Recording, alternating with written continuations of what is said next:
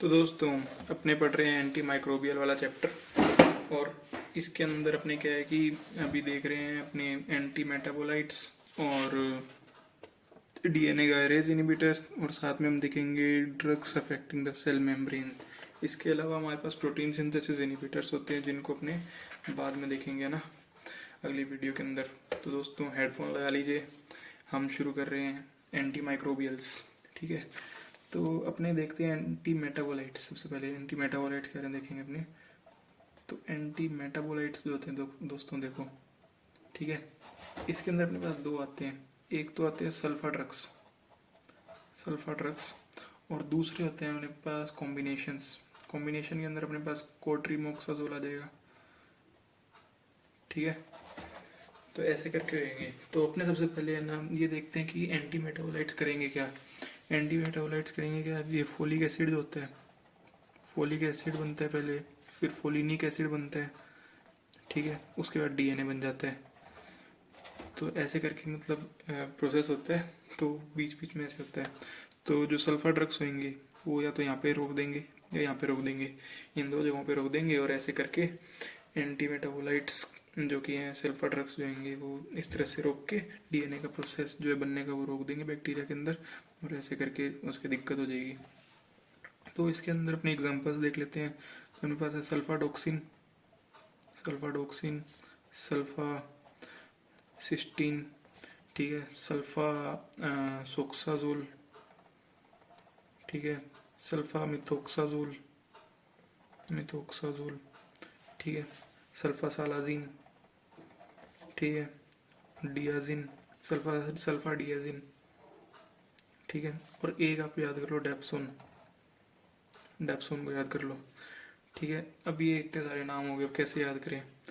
तो देखो दोस्तों, मान सल्फा तो देखो ये जहाँ जहाँ पे सल्फा कॉमन है वहाँ पे सल्फा मत देखो। तो देखो डॉक्स, सल्फाडॉक्सिन, तो डॉक्टर, ठीक है, डॉक्टर साहब सीट, ओके, हम डॉक्टर भाई बैठेंगे, ठीक है, और सॉक्स भी पहनेंगे क्योंकि सॉक्स दिए हमारे साले ने दिया, ठीक है। और सल्फा मिथोक्साजोल वैसे याद कर लो, और लास्ट में एक डेप्सोन वैसे याद कर लो। तो डॉक्टर साहब सिट, सॉक्स पहन के सर्दी हो रही है ना क्योंकि सॉक्स दिए साले ने दिया, ठीक है। तो इसके एडवर्स इफेक्ट्स देख लो दोस्तों। एडवर्स इफेक्ट्स के अंदर क्या आएंगे, एबीसी रैश करके है ना इसका एडवर्स इफेक्ट है। ए का मतलब ए प्लास्टिक अनीमिया, ठीक है। बी का मतलब बिलीरुबिन डिस्प्लेसमेंट, जिस वजह से कर्निक टेरेस हो जाता है न्यूबॉर्न के अंदर, ठीक है, आप लिख लो, बता रहा हूँ। तो बिलीरुबिन डिस्प्लेसमेंट, ठीक है, इधर ए प्लास्टिक अनीमिया, इधर क्रिस्टल यूरिया, ठीक है, रैश, ठीक है, एसिटाइलेशन, ठीक है, इधर SLE यानी सिस्टेमिक लूपस एरिथ्रोमेटोसिस, और haemolysis of glucose 6PD, haemolysis in glucose 6PD, okay. तो ऐसे करके ग्लूकोज 6PD डेफिशिएंसी। तो देखो ऐसे करके ये इसके एडवर्स इफेक्ट्स इनको याद कैसे करें। तो देखो ए प्लास्टिक अनीमिया है ना, तो प्लास्टिक की बिल एक मतलब पहले ऐसे एक जादूगरनी बैठी है, ठीक है, जादूगरनी ने क्या किया, जादूगरनी के पास क्रिस्टल था, उस क्रिस्टल के अंदर जादूगरनी ने देखी प्लास्टिक की बिल्ली, ठीक है, ए प्लास्टिक अनीमिया और बिल्ली रूबिन डिस्प्लेसमेंट, ठीक, प्लास्टिक की बिल्ली देखी। अब उसने ऐसा किया क्यों, असल में क्या हो रहा था, पिछले कुछ दिनों में उसके रैश हो रहे थे, तो उसने सोचा कि क्या हुआ देखते हैं। तो प्लास्टिक की बिल्ली दिखी उसको, देखने के रैश का कारण देखते टाइम उसको प्लास्टिक की बिल्ली दिखी, ठीक है। और बाकी एसिटाइलेशन यानी ऐसी तैसी होगी उसकी, और सिस्टेमिक लूपस एरिथ्रोमेटोसिस और ग्लूकोज 6PD में हीमोलिसिस वैसे ही याद कर लो, ठीक है। ये एडवर्स इफेक्ट्स हो गए। अब अपने जनरल प्रॉपर्टीज देख लेते हैं। जनरल प्रॉपर्टीज में क्या आएगा कि जो सल्फोनामाइड्स होते हैं ये स्ट्रक्चरल एनालॉग्स होते हैं PABA के। PABA जो है ये अपने डीएनए बनाने में हेल्प करेगा। तो स्ट्रक्चरल एनालॉग्स होते हैं, ऐसे करके ये जो है कंपटीशन करते हैं PABA के साथ, क्योंकि स्ट्रक्चरल एनालॉग्स हैं तो कंपटीशन करेंगे, मतलब PABA की जगह खुद आ जाएंगे, और ऐसे करके फोलिक एसिड जो है वो बनेगा नहीं, क्योंकि फोलिक एसिड सिंथेस एंजाइम जो था उसके अंदर PABA की जगह ये सल्फोनामाइड्स जुड़ गए, तो इस वजह से हमारा फोलिक एसिड बना नहीं। अब अपने इंडिविजुअल ड्रग्स के बारे में थोड़ा देख लेते हैं। तो सल्फाडोक्सिन जो है लॉन्गेस्ट एक्टिंग है। सल्फासिस्टीन शॉर्टेस्ट एक्टिंग है। सल्फासालाजिन जो है वो प्रोड्रग है, ठीक है। और जो डेप्सोन को लेप्रोसी के अंदर भी यूज़ करते होते हैं। और डर्मेटाइटिस हर्पेटोफॉर्मिस डर्मेटाइटिस हर्पेटिफॉर्मिस, इसके अंदर क्या होता है, ये ड्रग ऑफ चॉइस होता है। और लेप्रोसी के अंदर भी जो हमारा डेप्सोन है वो ड्रग ऑफ चॉइस रहेगा, ठीक है। तो दोस्तों इसी के साथ अपने सल्फा ड्रग्स तो कंप्लीट कर लिए। अपने कॉम्बिनेशन वाले ड्रग्स देख लेते हैं, जिसके अंदर आता है कोट्रीमोक्साजोल आएगा। अब ये जो कोट्रीमोक्साजोल है ना दोस्तों, ये जो है ये ट्राइमिथोप्रिम और सल्फा मिथोक्साजोल से मिलके बनता है, ठीक है। ट्राइमिथोप्रिम और सल्फा मिथोक्साजोल से मिलके बनेगा, ठीक है। अब ये जो है ट्राइमिथोप्रिम को टी से याद कर लो, सल्फा मिथोक्साजोल को एस से याद कर लो। तो फिर टी से मतलब ट्राइमिथोप्रिम, एस से सल्फा मिथोक्साजोल, ठीक है। अब इनको है ना बेस्ट बैक्टीरियाइडल ड्रग होते हैं ये सल्फा ड्रग्स। तो ये बेस्ट एक्टिविटी किसमें देखने वाली 1:20 का अगर रेशो हुआ ना इनके अंदर टी और एस का, टी रेशो एस 1:20 हुआ तो ये बेस्ट बैक्टीरियाइडल एक्टिविटी होगी। और अगर जो हमने लेकिन जो दवाइयाँ होती है ना, जो टैबलेट्स होती है, टैबलेट्स के अंदर अपने ये रेशो अटेंड करने के लिए 1:5 के अंदर देते होते हैं इनको, ठीक है। कोट्रीमैक्साजोल जो है ये ड्रग ऑफ चॉइस होते हैं बहुत सारे डिजीजेस के अंदर। कौन कौन से 3 डिजीज हैं, पंजाब नेशनल बैंक, ठीक है, PNB पंजाब नेशनल बैंक। तो P का मतलब न्यूमोसिस्टिस जीरोवेसी, ठीक है। N का मतलब नो कार्डिया के अंदर यानी एक्टिव माइसिटिस के इन्फेक्शन के अंदर। और B से बर्कहोल्डेरिया सेपासिया जो भी है, ठीक है, ऐसे करके याद कर लो। ठीक है, तो देखो न्यूमोसिस्टिस जीरोवेसी, नोकार्डिया और बर्कहोल्डेरिया सेपेसिया। तो ऐसे याद कर लो, इसको याद करने का तरीका है ना, खाली डब्बा होता है, खाली डब्बा, ठीक है। तो न्यूमोसिस्टिस जीरोवेसी, जीरो क्या होता है, जीरो का मतलब खाली, ठीक है। और नो कार्डिया मतलब नो आ रहा है तो मतलब नो का मतलब कुछ नहीं, खाली, ठीक है। और बुक होल्डेरिया ऐसे पास यानी आप कोई बुक उठा के रखते हो, बुक होल्ड करके रखते हो बहुत घंटों तक, और तो अपने लास्ट में क्या पता लगता है कि कुछ पढ़ा तो है नहीं, ऐसी उठा के रखी हुई थी। तो बुक होल्डेरिया जीरो से पैसिया, ठीक है। इसमें दोस्तों अपने है ना जैसे जो कॉम्बिनेशन है इनके अंदर अपने सल्फाडॉक्सिन प्लस पायरीमिथामिन यानी सल्फाडॉक्सिन और पायरीमिथामिन पैरासिटिक इन्फेक्शन जो होते हैं, यानी पैरासाइट्स के कैसे होते हैं, प्यारे होते हैं, ठीक है, प्यारे होते हैं और प्यारे डॉक्टर साहब भी होते हैं।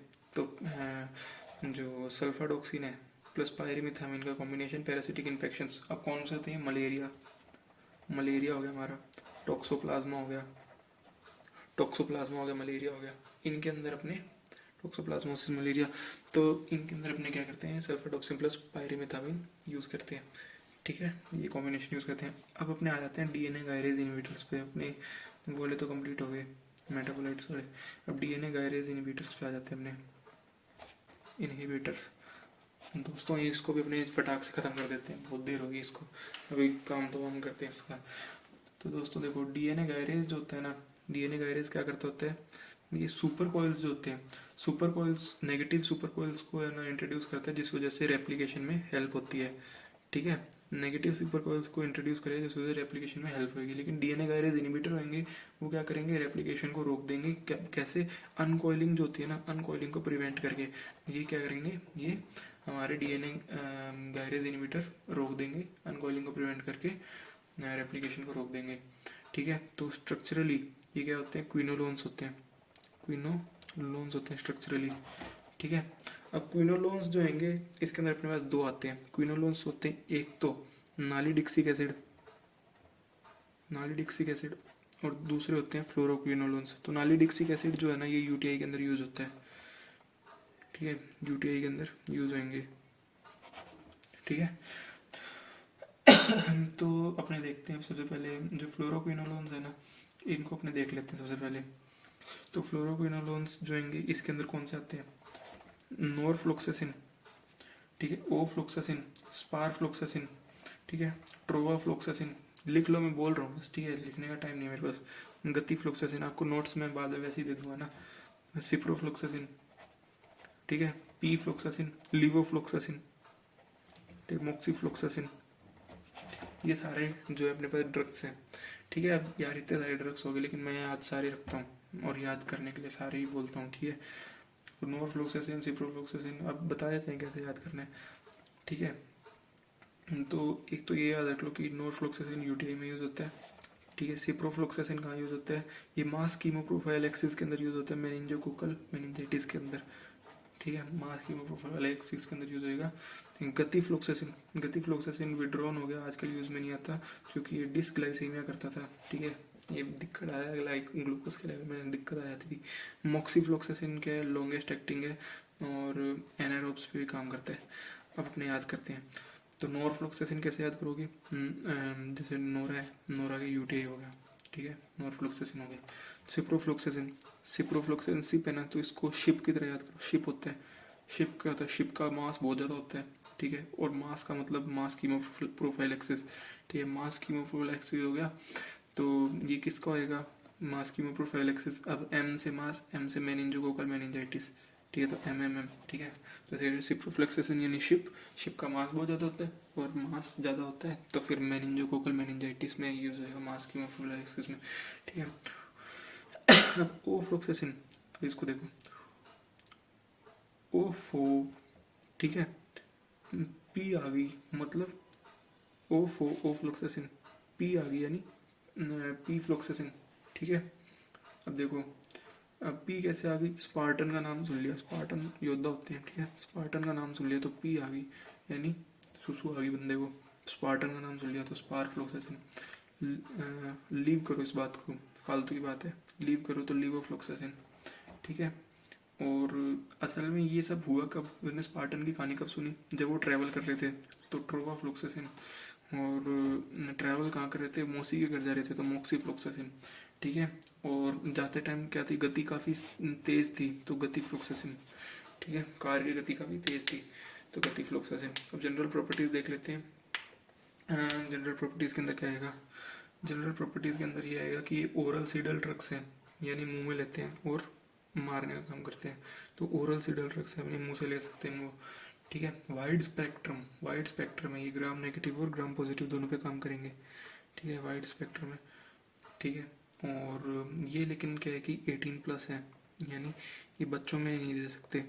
और एक और बात है, ये प्रेगनेंसी में भी नहीं दे सकते क्योंकि प्रेगनेंसी में पेट में बच्चा होता है, बच्चा 18+ नहीं है, ठीक है।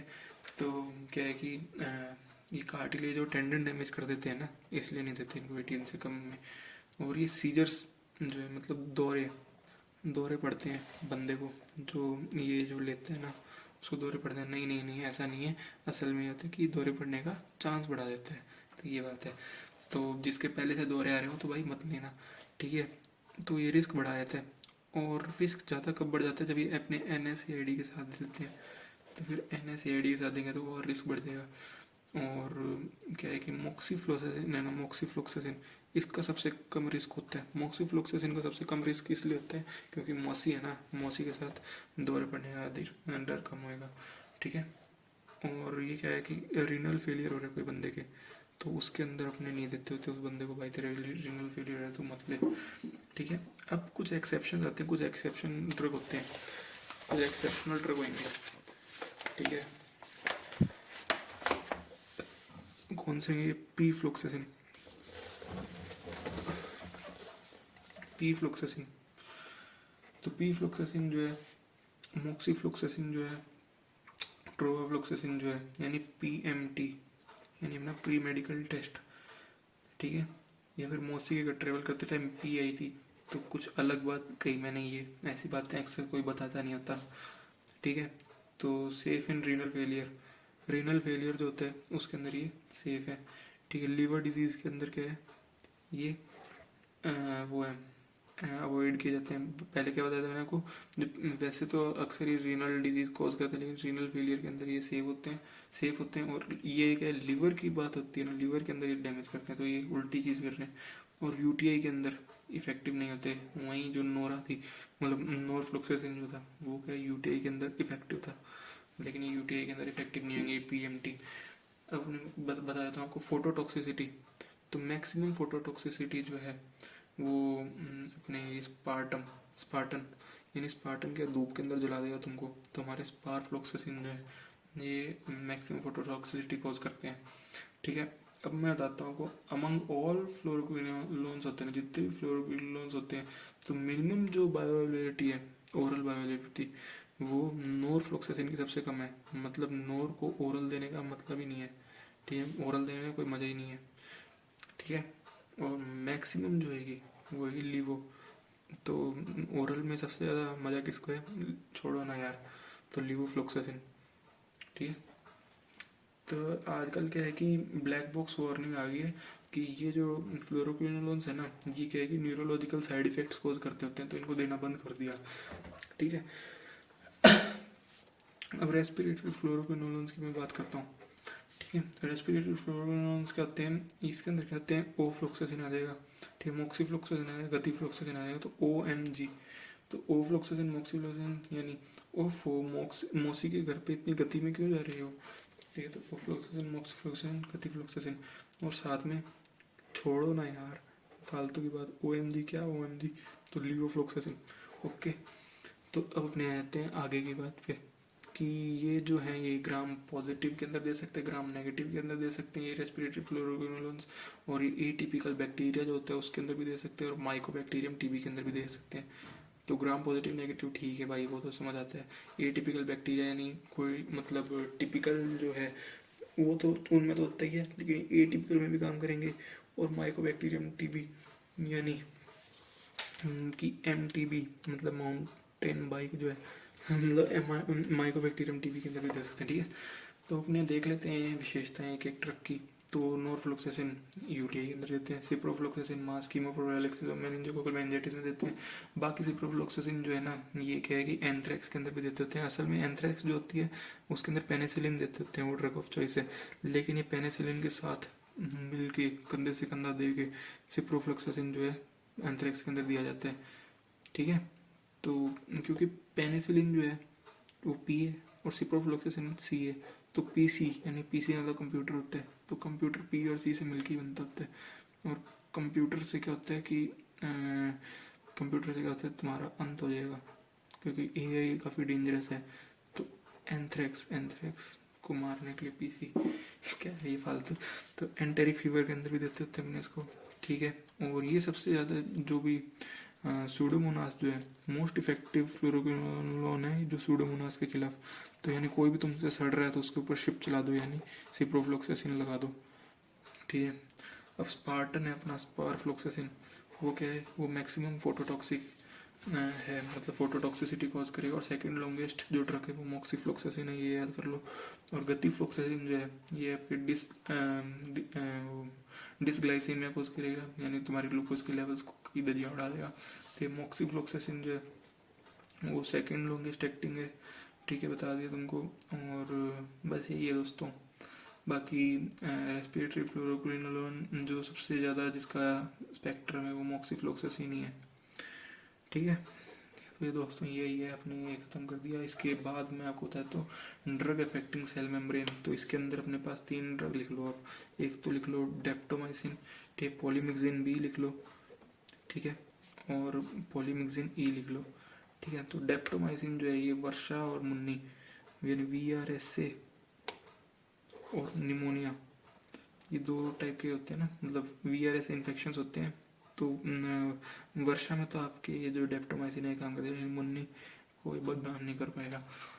ठीक है, तो और क्या है कि ये जो तुम्हारे पल्मोनरी सरफेक्टेंट होते हैं, पल्मोनरी सरफेक्टेंट, ठीक है, तो वो क्या करते हैं, इनको इनएक्टिवेट कर देते हैं।